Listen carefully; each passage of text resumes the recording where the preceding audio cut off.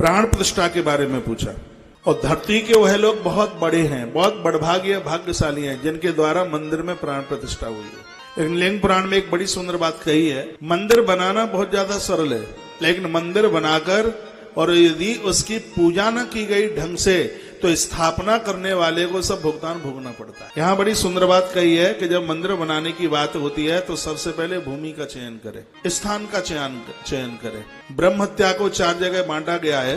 भागवत में कथा आती है, वृक्षों को ब्रह्म हत्या दी गई, जल को ब्रह्म हत्या दी गई, मात शक्ति को भी दी गई। उसमें एक स्थान भूमि का भी है, जमीन को भी। जहाँ उष्ण बंजर जमीन है, जहाँ पर बीज नहीं रोपता, जहाँ फसल नहीं होती, ऐसे स्थान पर मठ और मंदिरों का निर्माण नहीं होना चाहिए।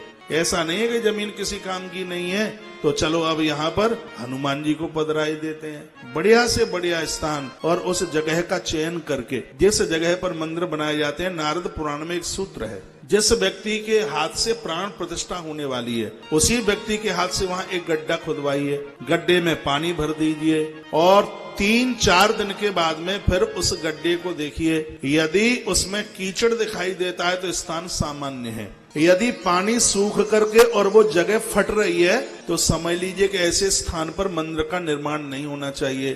थोड़ा बहुत उसमें पानी दिखाई देता है तो वो स्थान अपने आप में अति शुभ है। ये आप अपने भवन निर्माण के लिए भी ये परीक्षण कर सकते हैं। ये नारद पुराण के अंतर्गत ये लिखा गया है। प्राण प्रतिष्ठित मंदिर ये बनना तो बड़ा सरल है, कोई बहुत बड़ी बात नहीं है।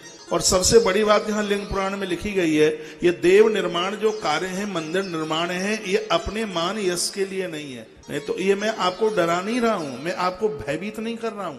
नहीं तो इसी पुराण में लिखा है कि नया मंदिर बनवाने से मंदिर का जीर्णोद्धार कराया जाए, उसका ज्यादा महत्व, उसकी ज्यादा महिमा है। जो मंदिर बंद पड़े हैं उनके ताले खुलवाइए, दीवालों का प्लास्टर कराइए। जो जीर्णोद्धार, मध्य प्रदेश में एक देवी हुई जिसका नाम था माता अहिल्याबाई। ये उस अहिल्याबाई माता की मैं बात कर रहा हूं जिसके नाम से इंदौर नगरी बसी हुई है। भगवान महादेव की परम भक्तानी है।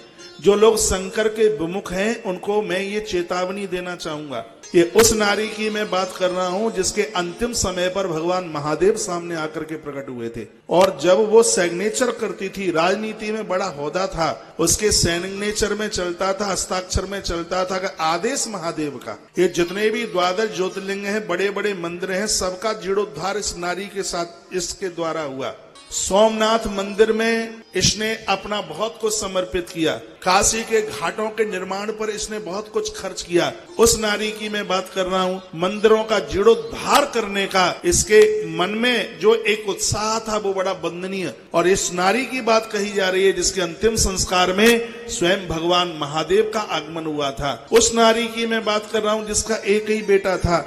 ऐसी न्याय या तो विक्रमादित्य का न्याय था या कभी प्रहलाद का न्याय माना गया था सतयुगी राजाओं में। और यहाँ कलयुग में इस न्याय मूर्ति की रूप में इस माता अहिल्या का न्याय। कैसा न्याय था? इसका एक ही बेटा था। बेटा घमंडी, अहंकारी, एक ही बेटा था। हुआ एक दिन ऐसा, रथ में बैठ करके जा रहा था, सारथी रथ हाँक रहा था, ठीक रास्ते में एक गाय अपने बछड़े को दूध पिला रही थी। सारथी ने रथ को धीमा किया तो इसने कान के ऊपर उसके ऊपर एक मारा और कहा रथ आगे नहीं हाँकता। तो उसने कहा कि गाय बछड़े को दूध पिला रही है। कहता कि गाय के ऊपर से निकाल दे। अब राजकुमार का आदेश, उसने वो ऊपर से निकाल दिया रथ और गाय तो एक तरफा हो गई, लेकिन उसके द्वारा उस बछड़े की मृत्यु हो गई। गाय रो रही थी, गाय की आंख में आंसू थे। सुनिए आप, गौ माता रोती रोती माता अहिल्याबाई के दरबार में पहुंची। माँ अहिल्याबाई के यहाँ एक इतना बड़ा घंटा है, लोग न्याय मांगते थे तो घंटा बजाते, फरियाद सुनी जाती थी। ठीक दोपहर के 12 बजे सभा बंद थी उस समय, और गाय ने सीढ़ी पर पांव रख के मुंह से घंटा बजा दिया। खिड़की में से देखा माता अहिल्याबाई ने कि गाय घंटा बजा रही है। यह घंटा तभी बजाया जाता था जब कोई न्याय मांगता। उसी समय दरबार में माता अहिल्याबाई आई, सेवकों को बुलाया और कहा ये गाय दुखी है। जिस कृषक ने, किसान ने इस गाय को पाला है, शायद इसके लिए खाने पीने की व्यवस्था ठीक नहीं है, शीघ्र ही उसको बुलाओ। उसको बुलाया गया।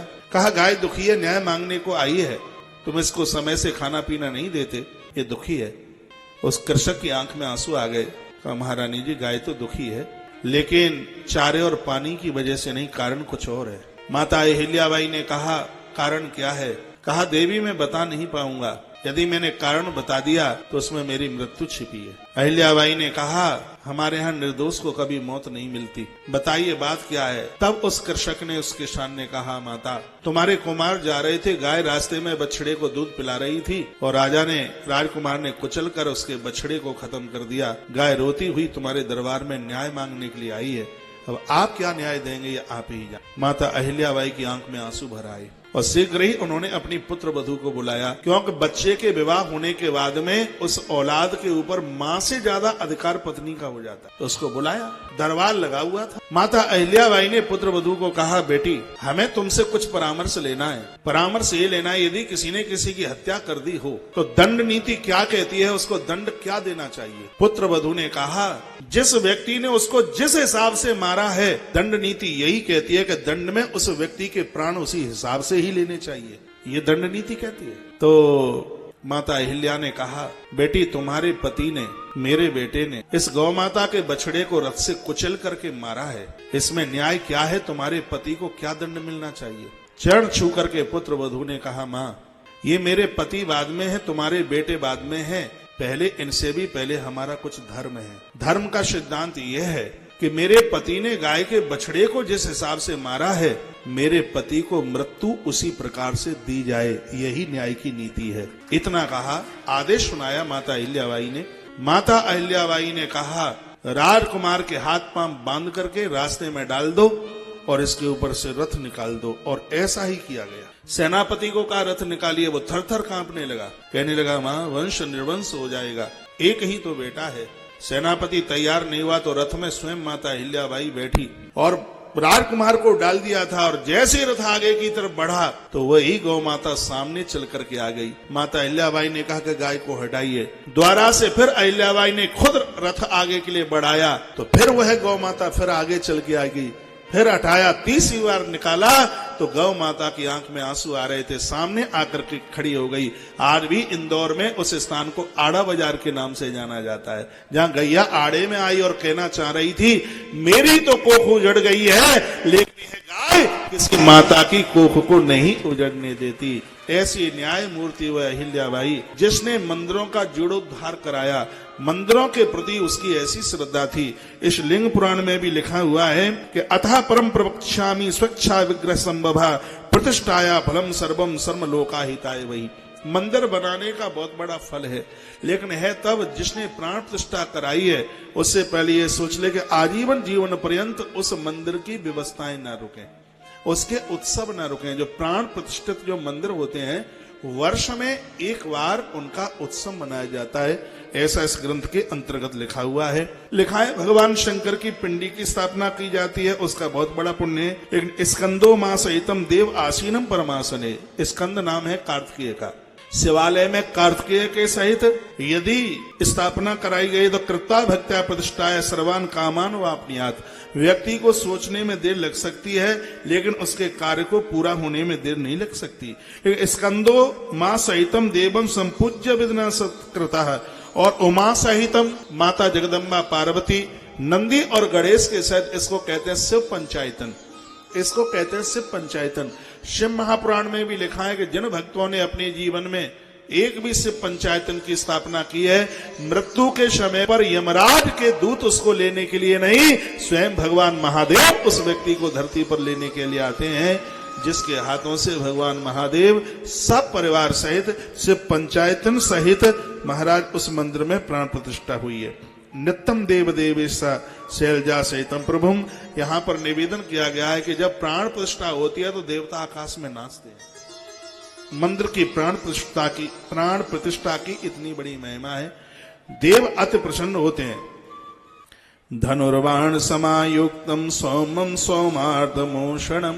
यहाँ एक बात कही गई है, जो आपने मंदिर बनवाया है, मंदिर शंकर का दो प्रकार का है, एक है लिंग रूप में और दूसरा है बेर रूप में। बेर रूप में जहां उनकी छवि दिखाई देती है। यहां लिखा हुआ है कि यदि ऐसी प्रतिमा भगवान शंकर की है, पार्वती गौरा संग में बैठी है और गोद में कार्तिकेय और भगवान गणेश दोनों मां की गोद में हैं, उसी मंदिर में जहां शिवलिंग की स्थापना की गई है, वहां पर शिव और शिवा अपने दोनों पुत्रों के सहित उस मंदिर में बैठे हुए हैं। रूपम कृत्वा सान्यातम सिम आयुज्य मापनियात, उसके जितना भी जिसका फल है, कृत्ता भक्त्या प्रतिष्ठाय शिव साज्याय मापनियात, क्षेत्र संरक्षण देवम तथा पाशुपतम प्रभुम, भगवान पशुपतिनाथ के रूप में रहकर उस पूरे कुनबे की रक्षा करते हैं, उसका कभी बाल बांका नहीं होने देते। इस मंदिर की अपने आप में एक बहुत बड़ी विशेषता का